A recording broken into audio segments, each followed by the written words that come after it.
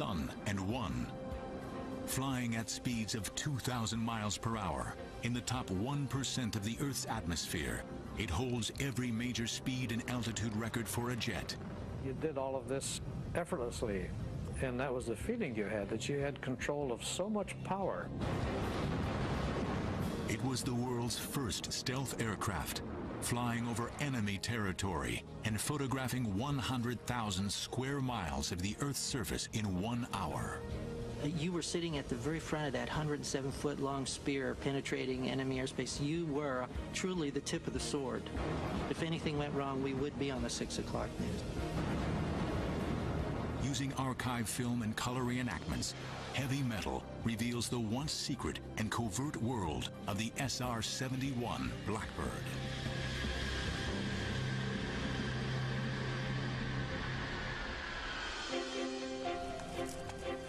During World War I, the first reconnaissance aircraft were developed to photograph the enemy in order to gain a tactical advantage. By World War II, advanced aircraft and camera technology played a vital role in the Allied victory.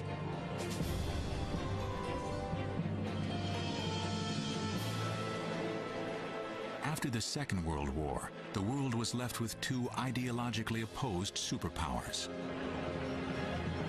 The Cold War had begun, and the United States wanted to keep a watchful eye on the events behind the Iron Curtain. America was desperate for information about Soviet nuclear stockpiling, fighter capability, and bomber threat. In December 1954, the task of creating the next generation of reconnaissance aircraft was assigned to the visionary designer Kelly Johnson and his elite team from Lockheed's Advanced Development Program, known as the Skunk Works. I think Kelly's operation of the Skunk Works was probably unique in aviation industry. To start with, he had a very, very small cadre of people. He handpicked everyone that worked for him. They were swore to ultimate secrecy. There was absolutely no leaks within the system. He was guaranteed of that. He also made it a point to co-locate his engineers and his producers, the people who were building the airplanes, so the engineer could come up with the drawing and he would walk out on the hangar floor and talk to the man who's bending metal. I can't stress enough the engineers directly with the shop people all the time. And Kelly, when you had a problem, you'd have a meeting and decisions were made right then. He was always very fair. He could be very tough. He was no pussycat, I'll tell you. Kelly's Skunk Works produced their first spy plane in 1955, the U-2. In an effort to evade Soviet radar, the U-2 was designed to fly at an altitude of 75,000 feet. In 1956, it began flying over the Soviet Union on reconnaissance missions. But the Soviets' latest radar systems were more advanced than had been anticipated. When the U-2 flown by the CIA first began their operations over the Soviet Union, they were shocked to discover that the Soviets were tracking them even on the very first mission. Every U-2 flown over the Soviet Union was in serious danger. The U-2 was being tracked, and that was a great concern to not only to our country, but to Lockheed, who had promised that this airplane would never be seen. Determined to create the ultimate spy plane, Kelly Johnson returned to the drawing board. He began designing a new supersonic aircraft that could fly faster and higher than the U-2, with the lowest possible presence on enemy radar screens.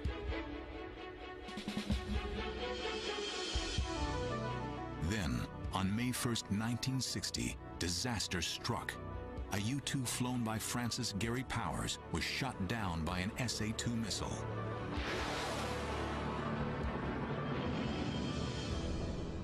Powers survived and was put on trial publicly by the Soviets, both to humiliate and deter the U.S. from carrying out any further reconnaissance flights. But with tensions between the superpowers mounting, the need for reconnaissance was more urgent than ever. Kelly Johnson's plans for an advanced supersonic spy plane became the #1 priority. To create an aircraft capable of operating at the speeds and altitudes that Kelly envisioned, his Skunk Works team would have to overcome a series of huge technological problems. And the biggest problem that he was going to face, and he knew this up front, was going to be temperature. The temperatures that the aircraft would encounter at those speeds, phenomenal. It was clear that a traditional aluminum airframe would not withstand these extreme conditions. You could not fly an airplane past 2.6 Mach, and you just barely make it then with aluminum because the airplane had just turned to jelly. They chose a different metal alloy, titanium. Titanium was both light enough to reach altitudes in excess of 80,000 feet and strong enough to withstand the enormous temperatures generated by Mach 3 flight. No one had ever built an airplane out of titanium. So he had to begin from scratch. We didn't even have tools that you could use to develop titanium and to bend it and to shape it and to make an airplane. So we had to start by designing tools. It was a gigantic undertaking.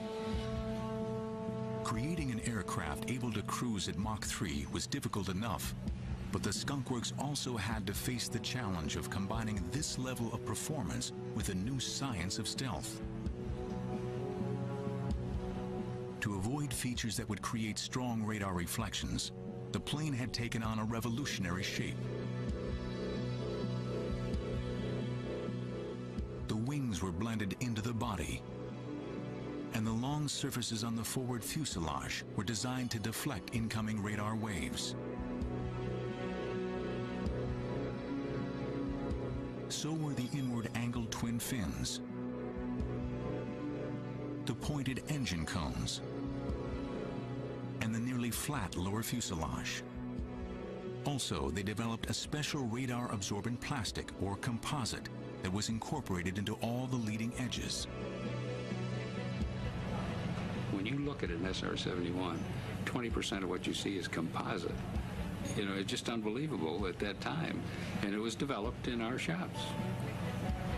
An SR-71 was 100 times smaller radar return than an F-14, which is only half as big and was developed 10 years later. So that was a really, truly first airplane specifically designed with stealth in mind. On December 22nd, 1964, the SR-71 was rolled out onto the flight line at Lockheed's Burbank plant, the Blackbird. Coated in black radar-absorbent ferrite paint, the Blackbird was an extraordinarily futuristic-looking machine.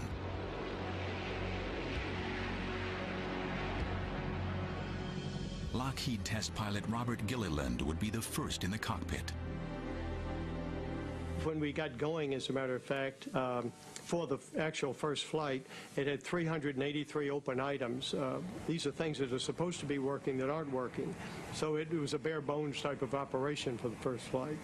And you might say these kind of things could be dangerous, but there are plenty of other people that would like to have been in my position, I assure you of that.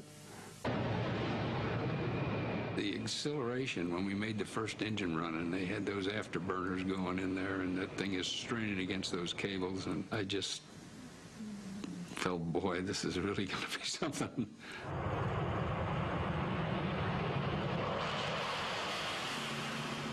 The flight lasted just over 1 hour, reaching top speeds of over 1,000 miles per hour, a phenomenal accomplishment for a first flight of any aircraft. Kelly Johnson was there and some of his guests were there, and I don't remember who all else was there, but the whole kit and caboodle were very happy, including me. It seemed that Kelly had created his ultimate spy plane, but would it be able to evade radar?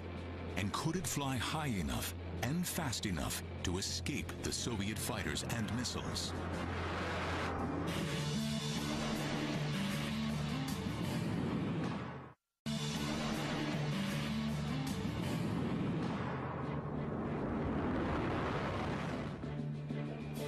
Flying at speeds in excess of Mach 3 at altitudes over 80,000 feet, the SR-71 Blackbird was the fastest and highest flying jet in the world. In 1966, the first SR-71 spy plane was delivered to Beale Air Force Base in California. The first Strategic Reconnaissance Squadron now needed an elite force of airmen to fly it. Well, my first thought was, I sure hope that I'm selected for the program. I mean, that was ultimate, to get selected for the program. In order to qualify for the SR-71, you had to be very good at what you were doing thus far in your aviation career. In fact, you had to be pretty much the best at what you did to be considered as a candidate. Each Blackbird needed 2 crew members, the pilot and the RSO, the Reconnaissance Systems Officer. It was extremely exciting to just to get signed into Beale Air Force Base and to think that you're going to be flying this airplane. You cannot wait. But the selection interviews and evaluations alone lasted a week and included a rigorous physical examination, the same exams the astronaut corps endured.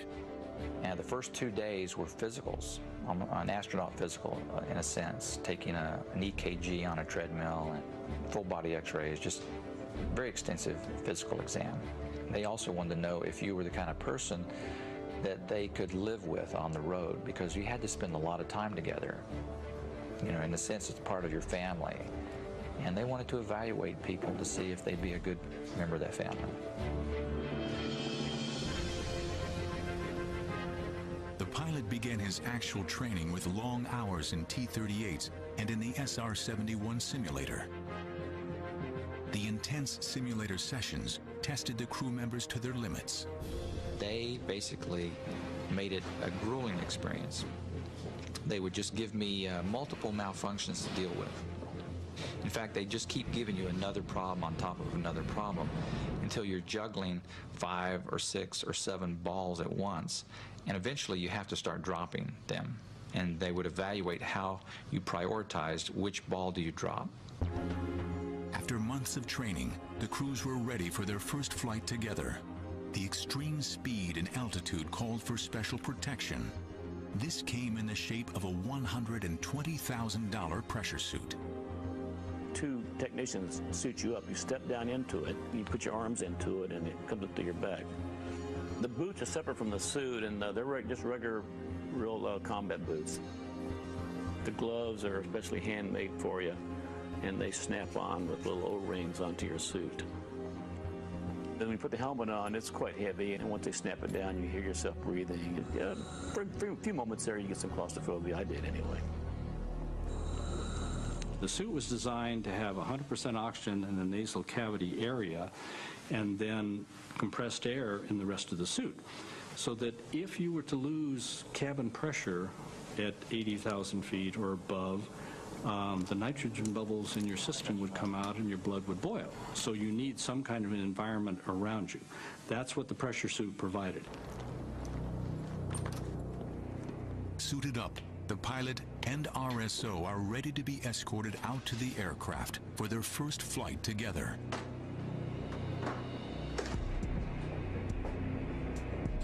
There are 3 people that do nothing but strap you into the cockpit. And unlike a lot of aircraft, this cockpit is down sort of in the bowels of the aircraft. You get placed down inside the cockpit and strapped in. And then the canopy is lowered on top of you. You don't even lower it yourself. Someone has to do that for you and lock it down. You're kind of becoming part of the aircraft, and it's becoming part of you. A shot of triethylborane gas ignites the fuel, and the J-58 engines are started.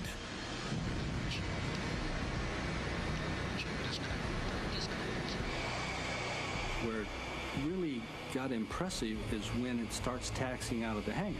And it's 110 feet long, and so this thing keeps coming out, keeps coming out, keeps coming out, and all of a sudden you realize that's an awesome-looking airplane as it gradually comes out of the hangar. So here we were looking at an airplane that was going to be going 2,000 miles an hour, and its design was so futuristic It was like no other airplane that had ever been designed because it was going to fly in an environment that no other airplane had ever been in. Tower aspect 30 is number 1 for takeoff. I'll never forget how it feels to light those afterburners and feel one light before the other one does, and it jerks you pretty hard. Max thrust. And it accelerates rather rapidly. Just a matter of seconds, you're hitting 180 knots indicated airspeed, lifting off at 210, making sure you get the gear retracted before it overspeeds at 300 knots, and you keep pulling that nose up to try to achieve the 400-knot climb out. And in less than 2 minutes from brake release, you're pouring out of afterburner and you're level at 24,000 feet. It's quite a ride.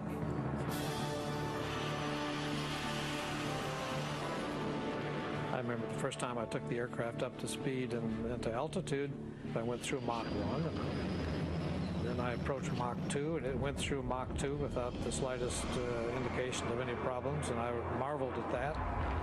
And then it rolled right on through Mach 3. Of course, none of us had ever been that fast before, but you did all of this effortlessly, and that was the feeling you had, that you had control of so much power on this aircraft that it was almost limitless. As the SR-71 accelerates through Mach 3, the triple sonic boom is followed by a blast of heat radiating from its black skin that reaches temperatures of 1,100 degrees.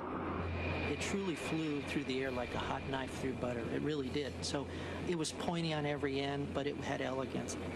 But it was an elegance that was designed for performance.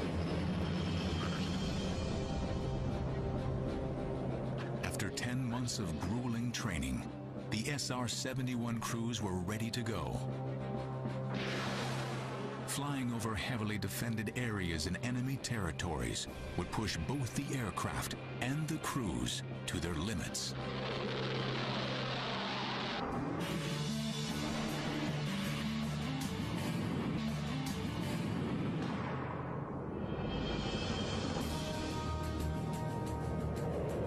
On March 21st, 1968, the first SR-71 operational sortie was flown out of Kadena Air Force Base, Okinawa, Japan.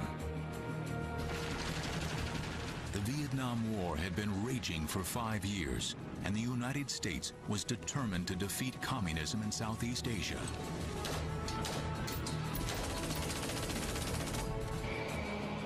The role of the SR-71 would be gathering photographic and electronic intelligence of the enemies. They would fly daily over territories where one mistake could cost the lives of the crew and provoke an international incident. In this program, the margin for error was so narrow, almost to nothing, that it really was the pressure of flying the mission flawlessly. So that, because if anything went wrong, we would be on the 6 o'clock news. SR-71 missions were always carefully planned. In their briefings, the crews thoroughly studied the mission route and surveillance areas and were warned of any potential enemy threats. Well, we tried to stay well informed about our adversaries' capabilities, about their ability to track our movement, our aircraft, any potential surface-to-air missiles that might be a threat to us, or any aircraft that might be a threat to us during a flight. 3 hours before each mission, the crew had a medical checkup and a high-protein meal of steak and eggs. The crew chief and his staff spent hours inspecting the SR-71 for any possible mechanical problems. Pre-flight on the aircraft starts around midnight. We're staying for a 6 or 7 o'clock launch in the morning. And there's a lot of procedures that you go through. Cameras have to be uploaded. The bays are in the forward section of the chines, and then the cameras was electrically lifted up into it. We always loaded a light load of fuel for the mere fact that it's a lot easier on the airframe, it's a lot easier on the tires, the landing gear, and so forth like that. There was always excitement in the air, electrifying. Every time you fly the airplane, everybody was keyed up. Everybody did their job and did it extremely well and took it very, very seriously. Everybody worked together, and it was a team effort, and everybody knew that they was striving for that one thing, and it was perfection. The SR-71 demanded it because there was no room for error. When you get ready to launch the airplane there, things are happening so fast that you send the airplane off, and of course you're going to be concerned about whether or not it's going to come back. You're constantly thinking whether everything is correct or not, and those questions kind of creep into your mind.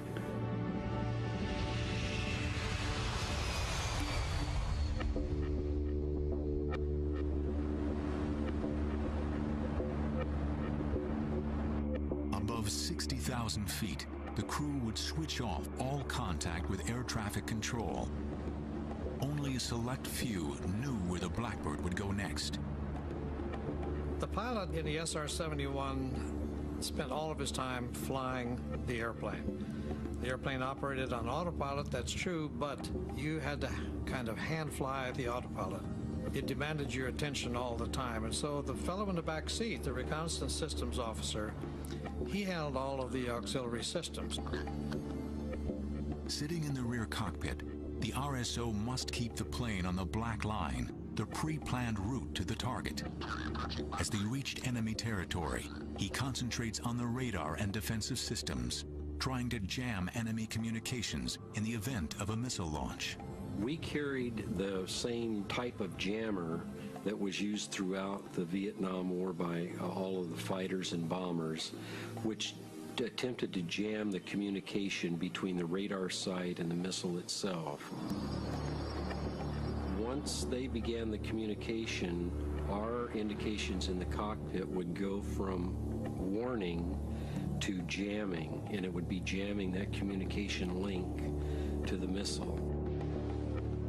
But sometimes, the enemy would try to attack the SR-71 by launching a missile without any radar guidance. We were coming in off the water, headed inland, and the pilot says, "Hey, Reg, look out your right window." And here is what looks like a telephone pole about 150 yards away that's going just straight up. He said, "Was that close enough?" And I said, "Yeah, that was close enough." Our main defense, if we were fired upon, was increased speed. And we could increase 100 knots, 200 knots in just a matter of seconds, which is a lot of differential in speed for a missile to cope with. Approaching the target area, the RSO would focus on operating the high-tech surveillance equipment. The 6 different cameras were able to photograph 100,000 square miles in 1 hour, producing images with such high resolution that a vehicle's license plate could be clearly identified. The surveying capability of the aircraft was fantastic because you're going in a straight line for 2,000 miles. You could look out as far as the horizon goes, and from horizon to horizon, that's what you could survey.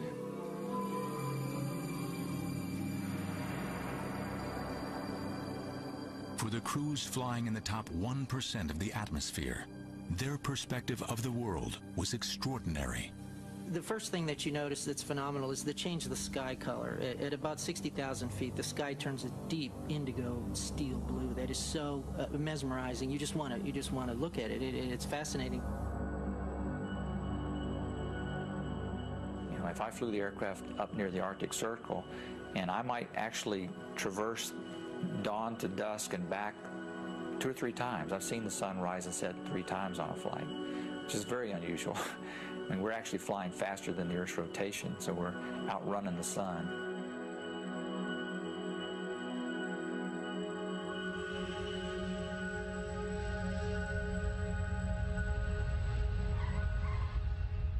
On landing, the highest priority was to download the cameras, called sensors, as quickly as possible. Everyone was deeply concerned that their sensor performed as it was designed to do and programmed to do. So there was a lot of serious concerns there, and there was a lot of happiness because the plane had made a successful mission and the crews were home. The films were then rushed off for processing and analysis. Well, the photo interpreters were a brilliant bunch of young airmen, and they could look at that film and they could spot something had been moved or a new facility was going up. They were great at that. And they would call their supervisors if they saw something of interest, that needed to be flagged and brought to the attention of the intelligence people. One of the things I enjoyed about flying the Blackbird was knowing that information is power. The information we would gather could very well preclude bombs having to be dropped at all. It could save a lot of people's lives by having the right information at the right time. The Blackbird crews were successfully infiltrating enemy territory and gathering a massive intelligence about their adversaries. But with the Iron Curtain still firmly in place and Soviet technology constantly improving, how long would the SR-71 remain flying safely in such dangerous areas? In October 1973, they would face their most crucial test.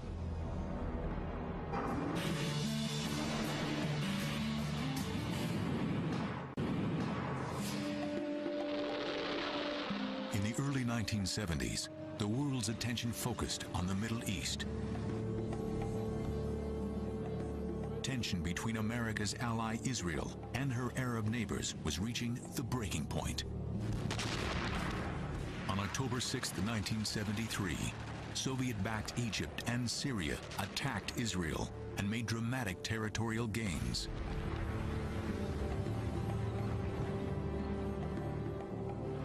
With the Middle East caught up in the politics of the Cold War, an Israeli defeat would carry the threat of nuclear conflict. The Soviets had launched their Cosmos 596 satellite that relayed immediate intelligence from the battlefronts and put them one step ahead of the United States. It was time to bring in the Blackbird. The SR-71 would fly directly from Griffiss Air Force Base, New York, to the Middle East. The flight would be over 11 hours long, with 6 refuelings. No Blackbird crew member had ever experienced such a lengthy, complex mission.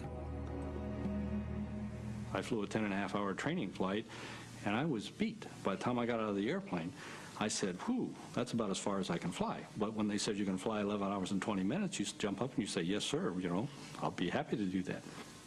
I picked Jim Shelton as the first pilot to fly the mission. I knew he was an extremely reliable, highly qualified, and had done extremely well in all of his training and everything. So I had total confidence that if the mission could be done, that Jim would do it. On the 12th of October, under codename Giant Reach, the mission began. We took off from Rome, New York around 1 or 2 in the morning because you want to be over a target area somewhere between 11 and 1 o'clock. This allows you to have some shadows so the photo interpreters can go ahead and judge elevation, but yet get you the best sun position you can have. By 10 o'clock in the morning, the SR-71 had reached its second refueling point over Portugal. Because of the highly classified nature of this mission, no one other than the tanker crew knew they were coming. On the way into that particular refueling, the tanker crews said the Portuguese control kept calling out an airplane in relation to the tanker. And the tanker says, we don't see anybody. Of course, they knew it was us, but I'm sure that they could tell on their scope something was happening because the 2 blips merged for a while, for 20 minutes, and then this one accelerates on. Jim Shelton approached the Egyptian coastline. The Egyptians were well equipped, with their Soviet allies constantly replenishing their supplies. Russia was developing the SA-5, which was a missile that would go up, well above your altitude, and come back down at you. And yes, that was a concern. With 160 SAM missile sites, many secretly commanded by Soviets, and sophisticated radar tracking systems, they were on full-scale alert, watching the skies for any enemy infiltration. As soon as we got into range of the Egyptian SAM sites, they started tracking us. The Egyptians, alerted to an unidentified aircraft appearing on their radar systems, and presuming the plane to be either Israeli or American, scrambled to launch their surface-to-air missiles.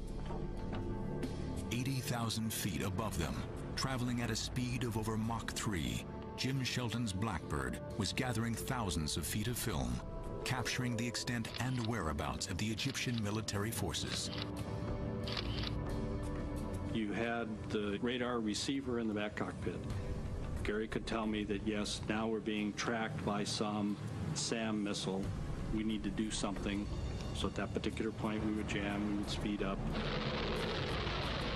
By the time the Egyptian missiles were ready to fire, the SR-71 had already cleared their airspace and was speeding towards Israel. But the heavily armed Israelis also had no knowledge of this covert Blackbird operation and immediately went on full alert.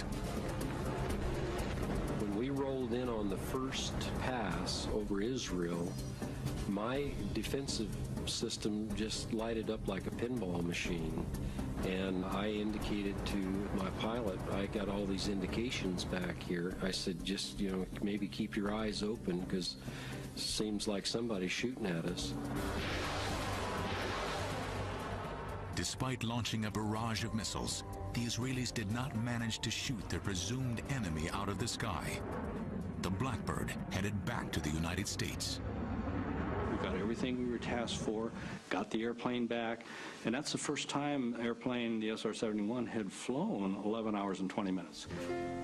After we land, the next couple of days, Gary and I get invited to the Pentagon. Admiral Moore, chairman of the Joint Chiefs, wanted to thank us for the work that we had done, and they showed us some photos. The photographs were detailed enough to show how many Israeli tanks had been destroyed in the initial battles.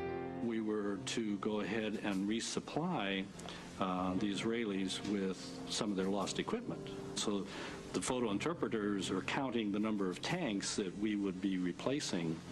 So it was a very crucial point for the SR-71. It was a very sensitive mission, and there was a lot of pressure to get that first one done. Jim and his backseater nailed them. He got all the targets, and everyone was absolutely elated. 8 more successful Blackbird missions supplied detailed intelligence that the war was now turning in Israel's favor. With this information, the United States was able to broker an eventual ceasefire on October 24th.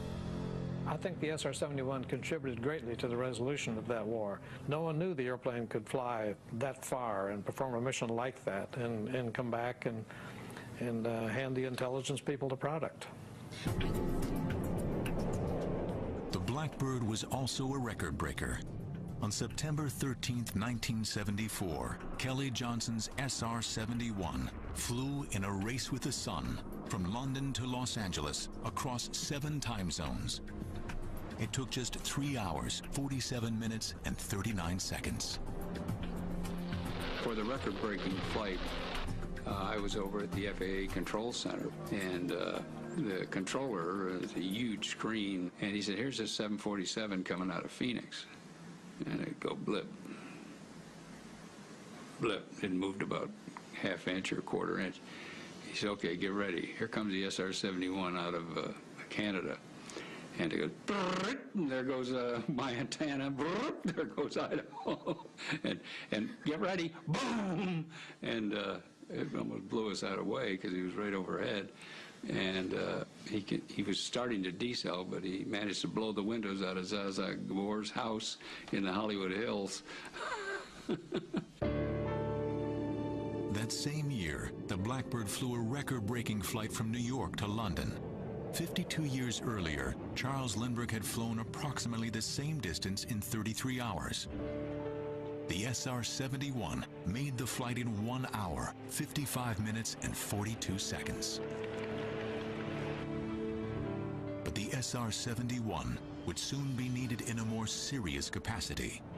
Another Soviet-backed Middle Eastern enemy was on the warpath, determined to humiliate the United States. There would be no better way than to shoot the SR-71 out of the sky. Tension between the United States and much of the Arab world continued. In 1972, the revolutionary leader of Libya, Colonel Muammar Gaddafi, announced that he was giving aid to terrorist organizations in Europe and the Middle East.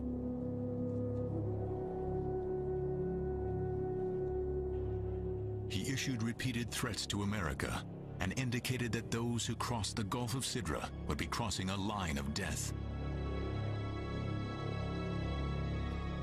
By the spring of 1986, worldwide terrorism had reached unprecedented levels.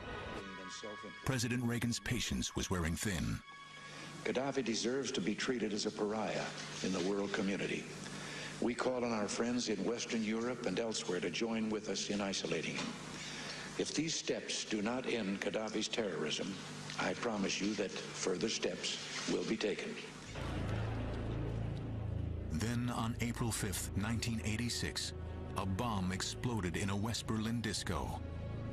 Among the 232 casualties, 2 American servicemen were killed. The United States found clear evidence that Libyan leader Colonel Gaddafi was behind the attack. At RAF Mildenhall in England, SR-71 pilot Brian Shule knew that they were on a course for retaliation. Now, we knew that something was going on because all of a sudden the Mildenhall base had an extra security arm of guards around it. Our BOQ living quarters had armed guards at the doors. The next thing you knew, every tanker in the Air Force practically was landing at Mildenhall. There were new airplanes on the ramp that you hadn't seen before, and it was no secret to every Brit aircraft spotter out there that there was something going on.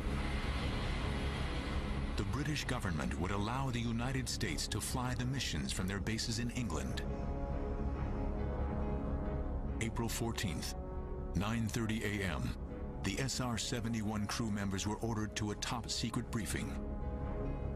They were informed that the 48th Tactical Fighter Wing at Lakenheath would be striking selected Libyan targets within hours.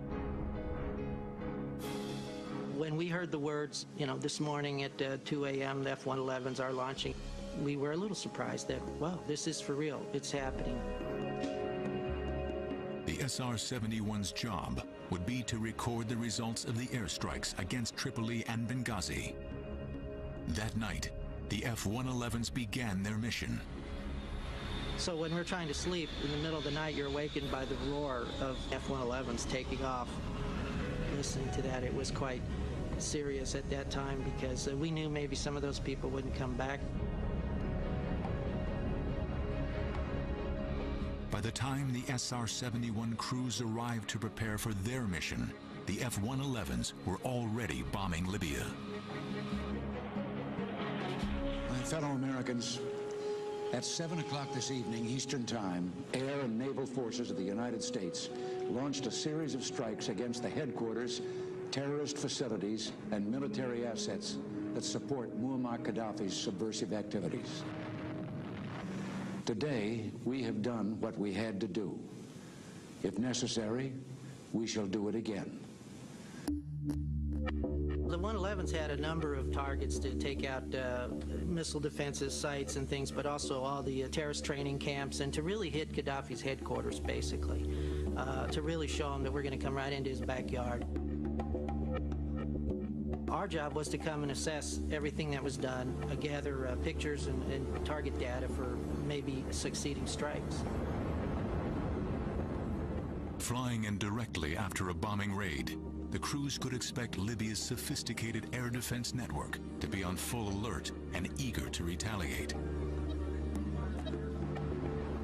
We were subsonic off Land's End, getting ready to get to the tanker, and we saw the string of F-111s coming back. And my backseater, Walter, was counting the planes as they came back and passed us. And he came up one short. And he knew that somebody had not made it home. And we were very sad in the cockpit at that time before we even started that we had lost an entire crew. But yet, it gave us more resolve.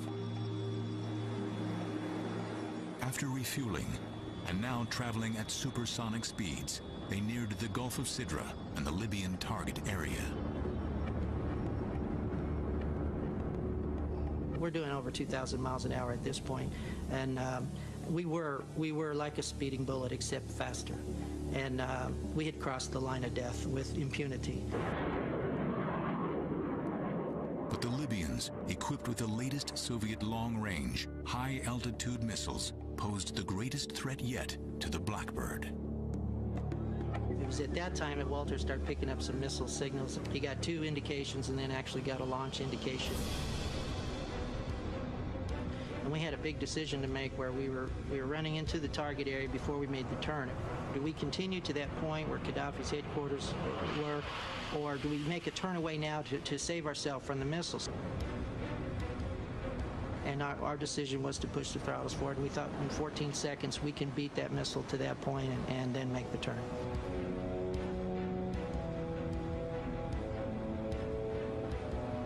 Made the turn, went feet wet, got to the coast, and I will tell you, that was probably the fastest I've ever seen the SR-71 fly.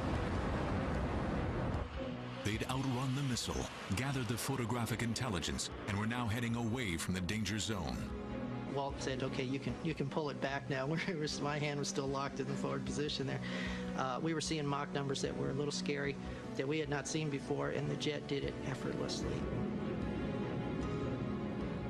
Intelligence photos showed clearly that the bombing mission had been a success.